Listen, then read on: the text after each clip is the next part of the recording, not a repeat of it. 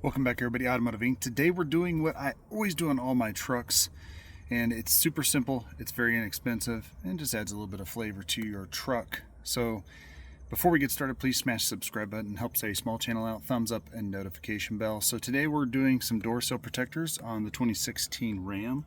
The reason why is because they get scratched up and then it looks like crap. So you can see this truck is not that old. It's a 16, has less than 100,000 miles, and just from normal wear and tear, getting out, scuffs and dings, it just looks really dirty and nasty. So prep the surface with alcohol. We got it all cleaned up. And now we're going to add my favorites. I will link these down below. These are specific more so to Ram than they are anybody else, but you can use them on anything. They don't say Dodge or anything on them. And we're going to line this up, and I'm going to show you. Get a set of 4 for less than $25. Well worth it to protect it, and they stick on good and stay on good. And then when these get torn up, you can just replace them. And there you go, guys. Like I said, just hit all those scratches. Now it protects it for when you're going to get out with your boots. You can place them wherever you want, more forward, more back. Just make sure you prep the surface.